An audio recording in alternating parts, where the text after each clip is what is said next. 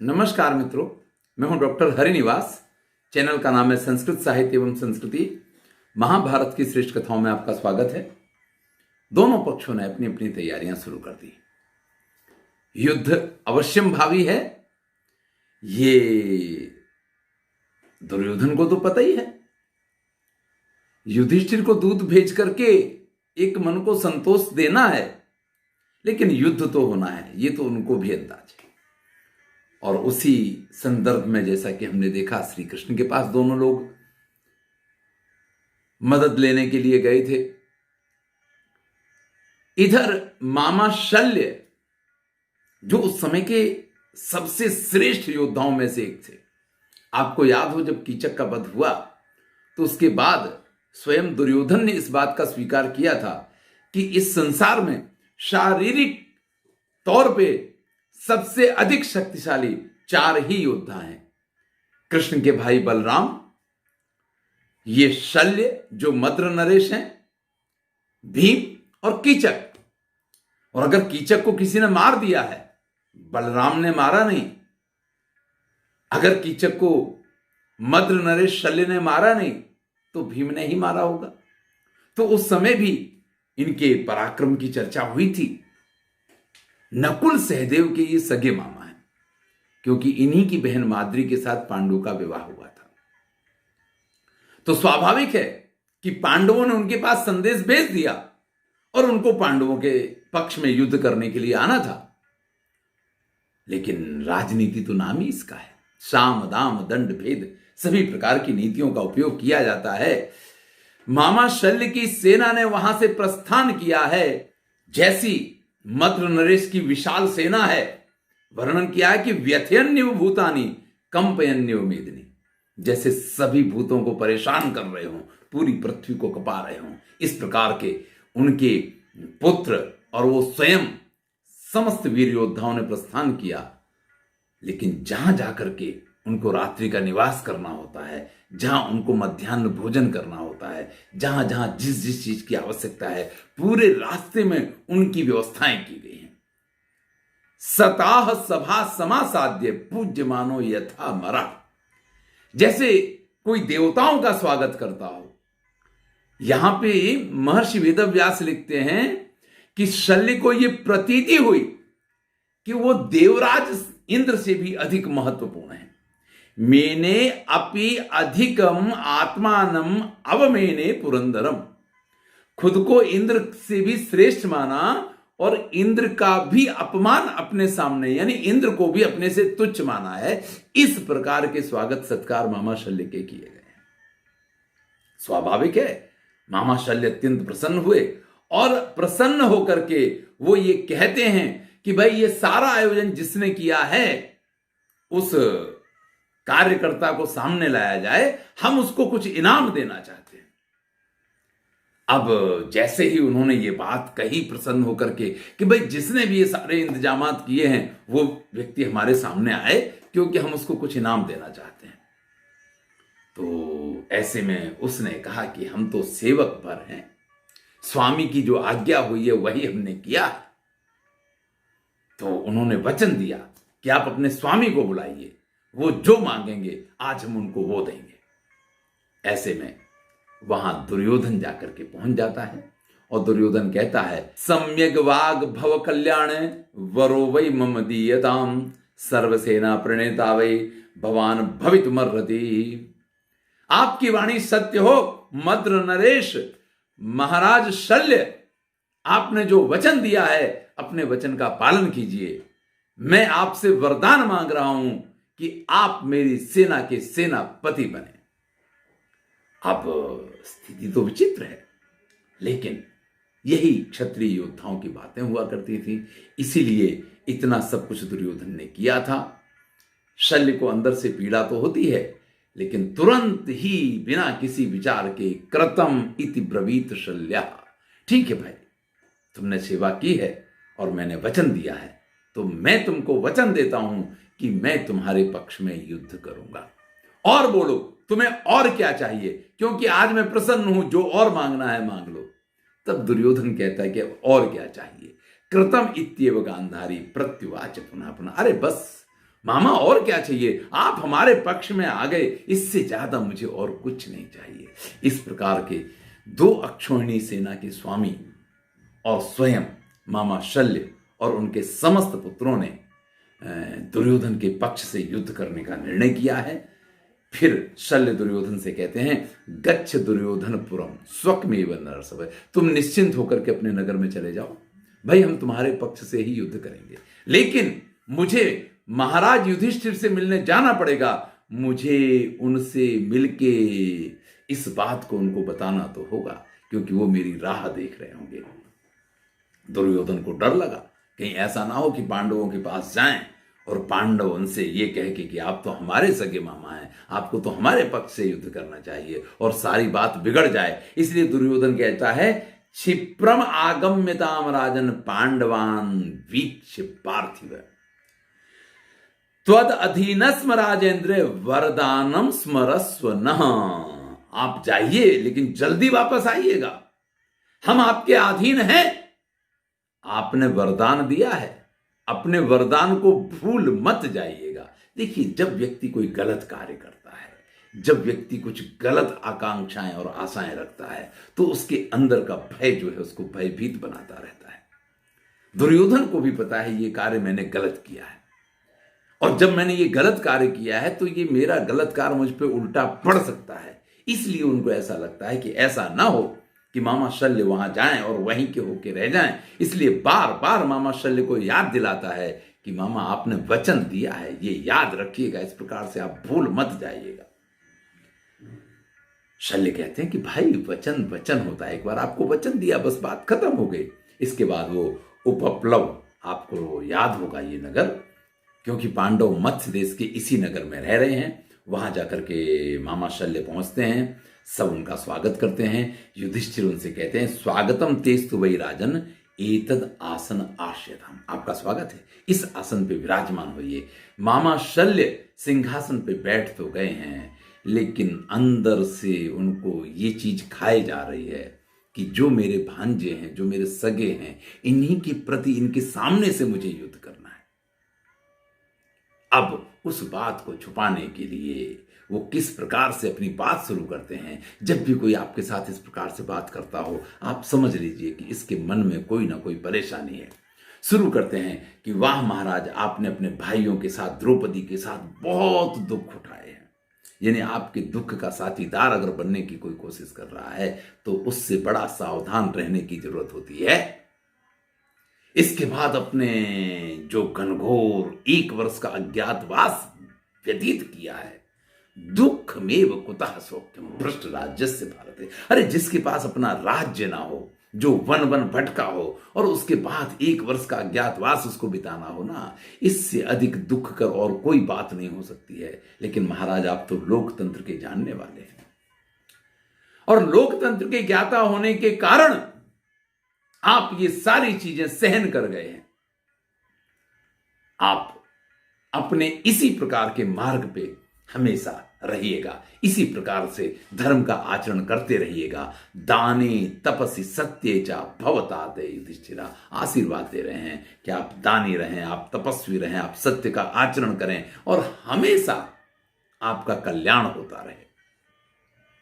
क्षमा दमश्च सत्यम चा अहिंसा चा युधिष्ठिर अद्भुतस्य पुनर्लोक त्वयि राजन प्रतिष्ठिता। एक साथ क्षमा, दम, सत्य, अहिंसा, ये जितने महान महान गुण हैं, हे युधिष्ठिर, ये सारे गुण अद्भुत रूप से तुम्हारे अंदर विद्यमान हैं।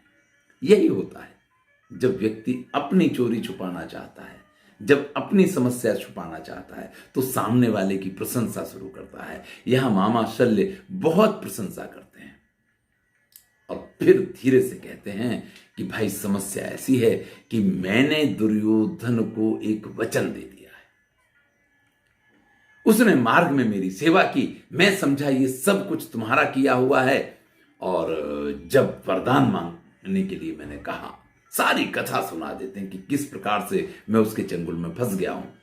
तब हंसते हंसते युधिष्ठिर ये कहते हैं, सुकृतम ते कृतम राजन प्रहृष्टे नान्तरात्मना, आपने बड़ा ही अच्छा कार्य किया।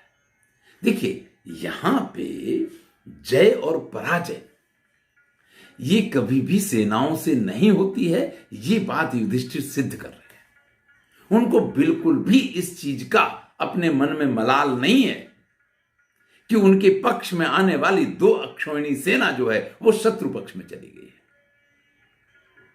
क्योंकि आपको याद होगा, अर्जुन ने तो पहले ही कहा था, अभी पिछले वीडियो में आपने सुना होगा कि सेना तो कितनी भी बड़ी हो, कृष्ण की भी तो 2 अक्षौहिणी सेना चली गई।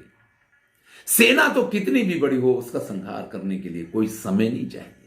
सेना से युद्ध नहीं जीते जाते, युद्ध जीते जाते हैं श्री कृष्ण जैसों की नीति से, उनके आयोजनों से। इसलिए कहते हैं कि आपने बहुत अच्छा किया, क्योंकि अगर दुर्योधन को आपने वचन दिया तो किसी ने सेवा की हो तो उसको उसका प्रतिफल मिलना चाहिए, यह आपने बड़ा अच्छा किया। लेकिन हमारे भी तो आप मामा हैं, करना तो आपको हमारे लिए भी कुछ पड़ेगा ना। अरे भैया, अगर आपने हमारी बात को ठीक ठहरा दिया है तो फिर तो आप मांग लो जो कुछ आपको मांगना है। तो मामा शल्य कहते हैं कि भाई आप जो कहोगे वो हम आपके लिए करने के लिए तैयार हैं। तो अब कई बार मुझे ऐसा लगता है ये कथानक बाद में लिखा गया, इसलिए इस चीज को इस तरीके से जोड़ा जा सकता है। लेकिन अगर एडवांस में इतना युधिष्ठिर को अंदाज था कि कर्ण के सारथी मामा शल्य बनेंगे जब अर्जुन और कर्ण का युद्ध होगा, तो ये मान लीजिए कि राजनीति की बहुत बड़े, क्योंकि शतरंज की गेम में भी इतने आगे की बातों का मालूम होना बड़ा कठिन होता है। लेकिन यहां मामा शल्य से युधिष्ठिर ये कहते हैं, कर्णस्य भवता कार्यम सारथ्यम नात्र संशया। आपको कभी ना कभी कर्ण का सारथी बनना पड़ेगा, क्योंकि कृष्ण अर्जुन के सारथी बन गए हैं। और कृष्ण के समान अगर इस संसार में कोई दूसरा सारथी कार्य जानता है, रथ चलाना जानता है, तो एकमात्र आप ही इस संसार में ऐसे हैं जो कृष्ण की तरह रथ चला सकते हैं, रथ संचालन कर सकते हैं। ऐसे में कर्ण अवश्य ही कभी ना कभी जब वो अर्जुन के साथ युद्ध करना चाह रहा होगा, वो आपसे ये बात कहेगा कि अगर आप उसके सारथी बन जाएं तो वो युद्ध में, रणभूमि में अर्जुन के साथ बराबर का लोहा ले पाएगा। और जब वो सारथी बनने के लिए कहे तो आप मना मत कीजिएगा, उसका सारथी बन जाइएगा। और वहां तत्र पाल्यो अर्जुनो राजन यजमत प्रियमिच्छसि, अगर आप मेरा कुछ प्रिय करना चाहते हैं तो वहां अर्जुन की रक्षा की जवाबदारी मैं आपको सौंप रहा हूं। देखिए, युधिष्ठिर को अभी भी इस चीज का भय है कि कर्ण के सामने कहीं अर्जुन कच्चे ना पड़ जाए। इसलिए मामा शल्य से कह रहा है कि वहां अर्जुन की रक्षा की जवाबदारी मैं आपको सौंप रहा हूं। और फिर कहते हैं, अकर्तव्यम अपि हेतत कर्तुमर्हसि मातुल। हे मातुल, हे मामा, ये अकर्तव्य है, यानी आप जिसके पक्ष से युद्ध कर रहे हैं आपको उसी के पक्ष के लिए लड़ना चाहिए, आपको उसके प्रति वफादार होना चाहिए। लेकिन मैं आपसे ये कह रहा हूं कि आप उसके प्रति बेईमानी कीजिएगा। अकर्तव्यम अपि, ये अकर्तव्य होते हुए भी, ये गलत होते हुए भी, हे मामा, इतना आपको मेरे लिए करना होगा। अब आप इस चीज को समझ लीजिए, युधिष्ठिर सत्यवादी हैं, युधिष्ठिर धर्मनिष्ठ हैं, लेकिन युद्ध जब हुआ करते हैं तो हमने आपसे कहा कि बहुत सारी चीजें बदल जाया करती हैं। युधिष्ठिर झूठ नहीं बोल रहे हैं, युधिष्ठिर असत्य का आचरण नहीं कर रहे हैं, युधिष्ठिर सत्य बोल रहे हैं, लेकिन दूसरे को तो प्रेरणा दे रहे हैं ना कि आप अकर्तव्य है फिर भी आप कीजिएगा। तब मामा शल्य हंसते हुए अत्यंत प्रसन्न मन से ये कहते हैं, तस्याहम कुरुशार्दूले प्रतीपम अहितम वचा। वो जवाबदारी अब तुम मुझ पे सौंप दो, उस चीज का मैं पूरा पूरा ख्याल करूंगा। और किस प्रकार से उस कर्ण की मृत्यु हो, हृत दर्पस्य हृत तेजा पांडव भविष्य, जिसका अभिमान भी नहीं रहेगा और जिसका तेज भी नष्ट हो जाएगा, इस प्रकार से उस कर्ण को मैं बना दूंगा। फिर तो अब बातें तो हो गई, आप हमारे लिए क्या करेंगे, और आपने जो किया ठीक है। अंत में प्रणाम करते हैं तो मामा शल्य उनको आशीर्वाद देते हैं, सर्वम दुख मिदम वीरे सुखोदरकम भविष्यति। तुमने आज तक इस संसार में जितने दुख उठाए हैं ना, वो सारे दुख अब तुम्हारे सुख में परिवर्तित हो जाएंगे। अब तुम्हें परम सुख की प्राप्ति होगी। अब इसमें बहुत क्रोध या कुछ गलत मत मानना, क्योंकि विधि का विधान जो है वो सबसे बलवान हुआ करता है। अरे भाई, विधि के विधान के अधीन होकर के तो महाराज इंद्र को भी कितनी परेशानियों का सामना करना पड़ा था। उनको भी अपने राज्य से भ्रष्ट होना पड़ा था और उनको भी तरह तरह के दुख उठाने पड़े थे। तब युधिष्ठिर मामा शल्य से पूछते हैं कि ऐसे नहीं, कहानी हमें विस्तार से पूरी कहानी सुनाइए। तो वो जो मामा शल्य युधिष्ठिर को कथा सुनाते हैं, वो कथा हम अगले वीडियो में सुनेंगे। मैं हूं डॉक्टर हरिनिवास और चैनल का नाम है संस्कृत साहित्य एवं संस्कृति। ध्यान रखिएगा, आप किसी को अपने पक्ष में शामिल करते हैं तो अगर हृदय से आपके पक्ष में शामिल है तो उसका शामिल होना लाभदायी है, अन्यथा वो आपके पक्ष को हानि और सिर्फ हानि पहुंचाएगा। दुर्योधन ने मामा शल्य को तो अपने पक्ष में कर लिया, लेकिन उनका शरीर उनके पक्ष से युद्ध कर रहा है, उनकी सेना उनके पक्ष से युद्ध कर रही है, लेकिन मामा शल्य का जो आत्मा है, उनका जो मन है, वो पांडवों के साथ है। और ये तो दुर्योधन के साथ हुआ। हम जब महाभारत का युद्ध देखेंगे तो हम आपको बताएंगे, जगह जगह पे आपको इस चीज की याद दिलाएंगे कि भीष्म युद्ध कर रहे हैं दुर्योधन की तरफ से, लेकिन लगता ऐसा है कि वो आशीर्वाद पांडवों को दे रहे हैं। द्रोणाचार्य युद्ध कर रहे हैं दुर्योधन की तरफ से, लेकिन आशीर्वाद वो पांडवों को दे रहे हैं। अरे यहां तक कि उसका जो परम मित्र कर्ण है, वो भी युद्ध तो दुर्योधन की तरफ से कर रहा है। लेकिन याद रखिए, वो भी अपने भाइयों के प्रति वफादार है। एक अर्जुन से बदला लेने के अतिरिक्त उसके मन में कहीं भी इस युद्ध में विजय प्राप्त करने की कोई अभिलाषा नहीं है।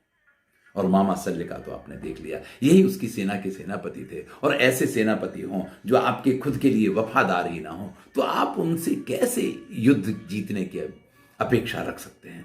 तो आपके कर्म हमेशा ऐसे श्रेष्ठ होने चाहिए कि जो आपके पक्ष में आए ना, वो हृदय से आपके पक्ष में आए, तो आपको जीवन में सफलताएं मिलेंगी।